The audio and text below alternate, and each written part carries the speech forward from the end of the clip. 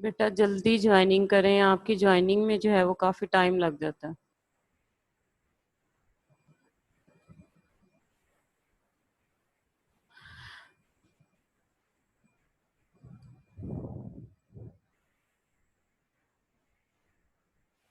Today our topic is cellular organisations. ठीक है, किस तरह से सेल्स जो हैं वो ऑर्गेनाइज हो के कितने टाइप्स के जो हैं वो ऑर्गेनिजम्स बना रहे हैं। ठीक है, सो सबसे पहले हमने देखना है कि all the organisms have been divided into 5 major groups. ठीक है, जो 5 मेजर ग्रुप्स हैं उनमें इनको डिवाइड किया गया है, जो उनकी क्लासिफिकेशन है जो ऑल लिविंग ऑर्गेनिजम्स की, जिनमें जो फर्स्ट है that is prokaryotes, then protist, fungi, plants and animals.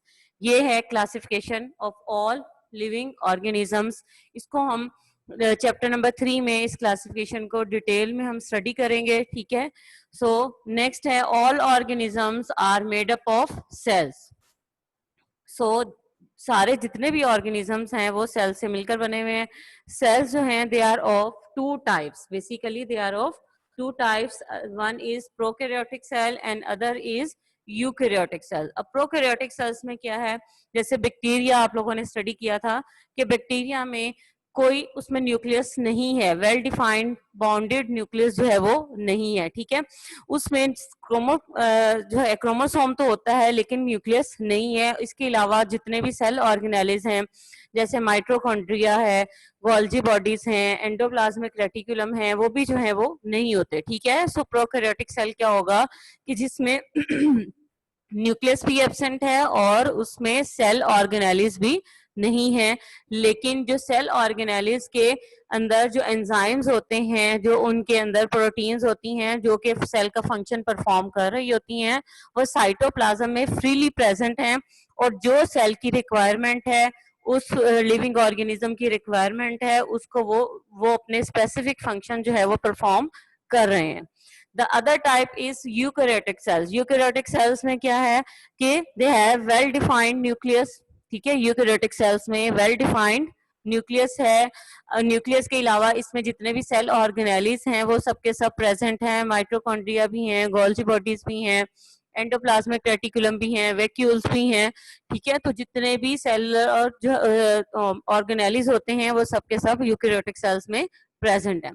Mostly जो प्रोकैरियोटिक सेल्स हैं दे आर यूनिसेलुलर। ठीक है, प्रोकैरियोटिक ऑर्गेनिजम्स जो होते हैं उनको हम प्रोकैरियोट्स कहते हैं और वो सिंगल सेल पे उनकी पूरी जो ऑर्गेनिज्म की बॉडी है वो एक सिंगल सेल्ड है। ठीक है, cells organize in 3 ways to make the bodies of organisms. Cells जो है वो 3 तरह से अरेंज होते हैं। ठीक है, जितने भी ऑर्गेनिजम्स हैं, ठीक है, उनमें 3 पैटर्न्स हैं कि जिसमें वो अरेंज है होकर वो लिविंग ऑर्गेनिजम्स बना रहे हैं। उसमें जो सबसे फर्स्ट है that is unicellular.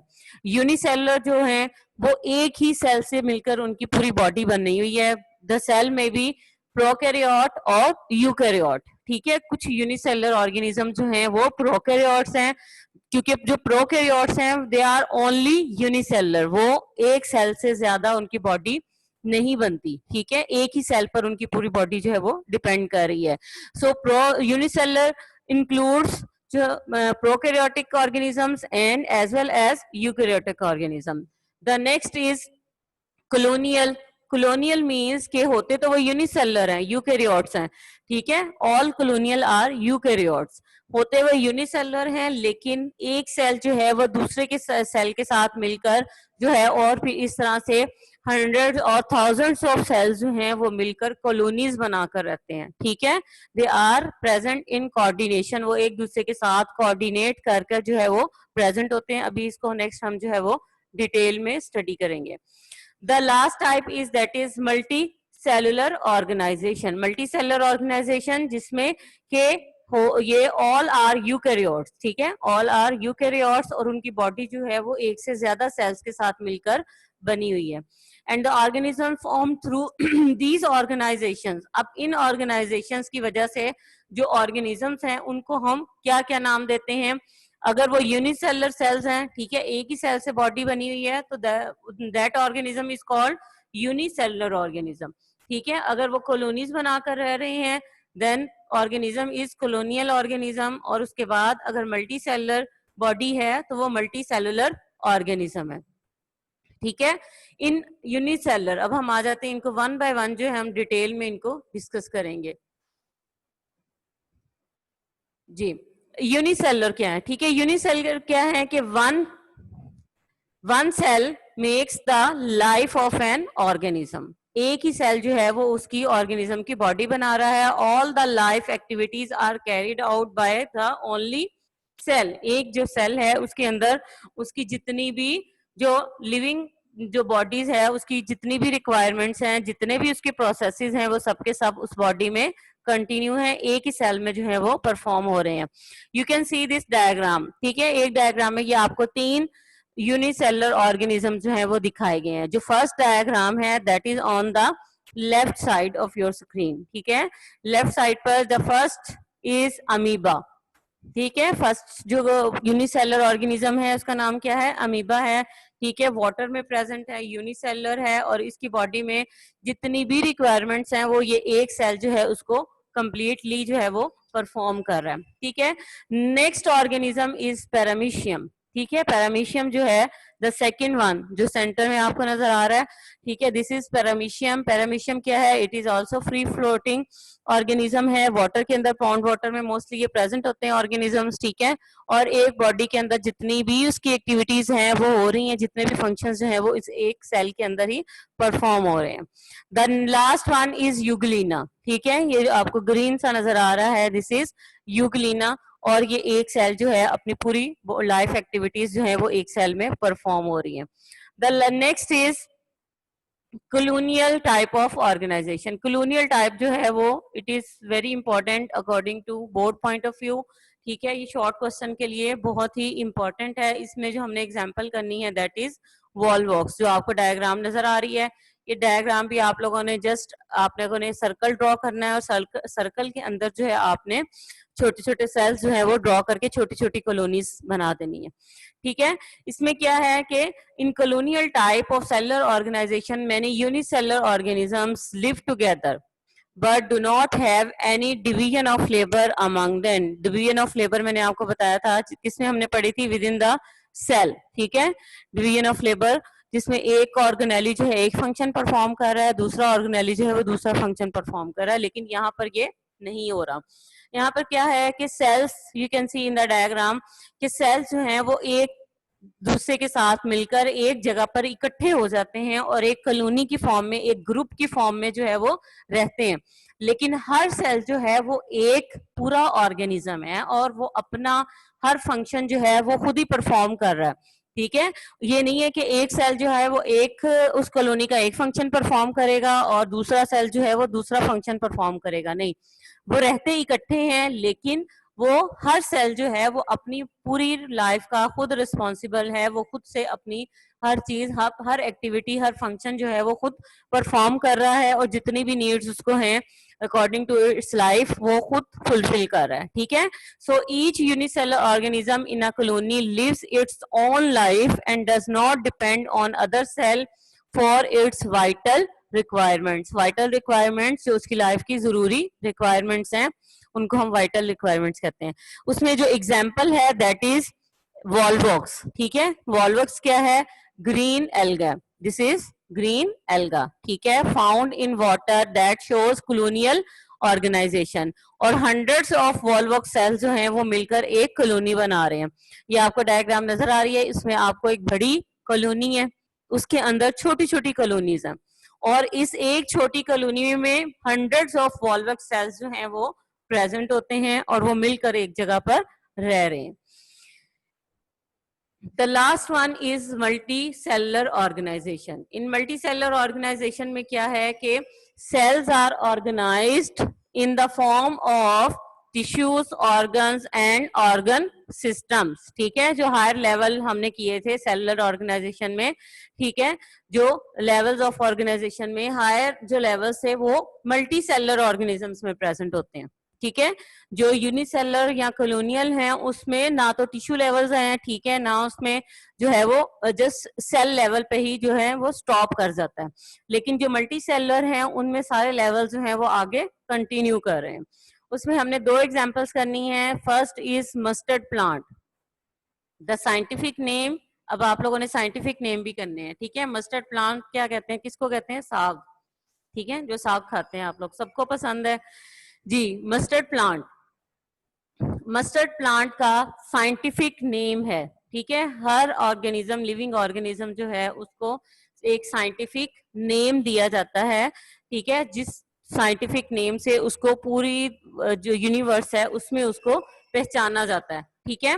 So scientific name of mustard plant is brassica campestris, ठीक है, ये इसका नाम है ब्रासिका कैम्पेस्ट्रिस। उसमें फर्स्ट लेटर जो है वो, जो फर्स्ट नेम होगा उसका फर्स्ट लेटर हम कैपिटल लिखते हैं, और जो सेकंड नेम होता है उसको, उसके फर्स्ट लेटर भी स्मॉल होता है और बाकी सारे भी जो है वो स्मॉल लेटर्स होते हैं, ठीक है।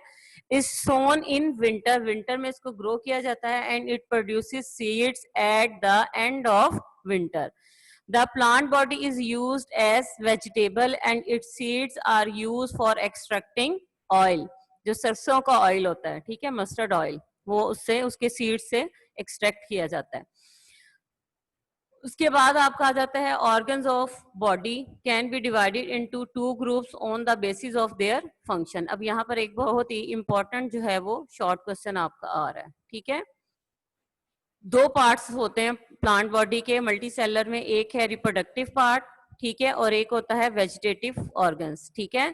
तो वेजिटेटिव ऑर्गन्स कौन से हैं, जैसे root, stem, branches of leaves, ठीक है, are the vegetative organs which do not take part in sexual reproduction, ठीक है। प्लांट की जो सेक्सुअल रिप्रोडक्शन है उसमें कोई पार्ट प्ले नहीं कर रहे, जस्ट जो है either they are used for photosynthesis, for other plant activities, ठीक है, और for other वेजिटेटिव प्रोपगेशन और एसेक्सुअल रिप्रोडक्शन के तौर पर यूज हो सकते हैं, ठीक है, और एज अ फूड भी यूज होते हैं। लेकिन प्लांट की उसी प्लांट की जनरेशन को आगे बढ़ाने के लिए जो है वो ये पार्ट्स हैं वो यूज नहीं होते, इसलिए इनको हम कहते हैं वेजिटेटिव ऑर्गन्स। इसके अलावा जो फ्लावर्स एंड रिप्रोडक्टिव पार्ट्स कौन से हैं, ठीक है। फ्लावर्स जो होते हैं they are the reproductive parts because they take part in sexual reproduction, ठीक है, और ये प्लांट बॉडी को उसकी जो प्रोपगेशन है उसमें हेल्प करते हैं और नए प्लांट जो है वो उससे जनरेट होते हैं। So flowers are the reproductive parts of the plant because they take part in sexual reproduction and produce fruits and seeds, ठीक है। फ्लावर्स के अंदर जो है वो आप लोगों ने पॉलिनेशन जो है वो डिटेल में आप लोगों ने 7th क्लास में स्टडी किया हुआ है कि किस तरह से पॉलिनेशन होती है फ्लावर्स में, ठीक है। और जो है वो ओव्यूल से फिर ओव्यूल्स बनते हैं ओवरी के अंदर, फिर उस तरह से सीड्स बनते हैं, फ्रूट बनते हैं, और उस प्लांट को आगे जो है वो उसकी प्रोपगेशन में हेल्प आउट करते हैं। तो ये आपने इस पे यहाँ पर आपका एक इम्पॉर्टेंट शॉर्ट क्वेश्चन है कि differentiate between vegetative organ and reproductive organ. तो वेजिटेटिव ऑर्गन के लिए आप लोगों ने यहाँ से आपने ये यहाँ तक लिखना है, ठीक है, ये डेफिनेशन विद एग्जांपल्स। ये जो मैंने हाईलाइट किया है ये आपका वेजिटेटिव ऑर्गन्स में आएगा। उसके बाद जो लास्ट 2 लाइंस हैं ये आपके रिप्रोडक्टिव ऑर्गन्स में आएंगी, ठीक है जी। Next example is frog. एक हमने एग्जांपल की प्लांट्स में मल्टी सेलर में, ठीक है, और जो नेक्स्ट एग्जांपल हमने करनी है दैट इज ऑफ फ्रॉग। ये आपको साइड पर ब्रासिका जो मस्टर्ड प्लांट है उसकी भी डायग्राम आपको नजर आ रही होगी। तो यहाँ पर आपको फ्रॉग, फ्रॉग का साइंटिफिक नेम है राना टिग्राइना, ये आपने नाम अब याद करने। Rana tigrina shows the multicellular organization, ठीक है, ये भी मल्टी सेलर ऑर्गेनिज्म है। The body is made of organ system and each organ system consist of related organs, क्योंकि इसमें टिश्यूज भी हैं, ऑर्गन्स भी हैं और ऑर्गन सिस्टम्स भी हैं। All the organs are made up of specific tissues. उनमें टिश्यूज कौन कौन से हैं, एपिथेलियल भी हैं, ग्रैंडुलर भी हैं, मस्कुलर एंड नर्वस सारे टिश्यूज जो है इसमें प्रेजेंट है। यहाँ पर आपका ये टॉपिक जो है वो एंड हो गया।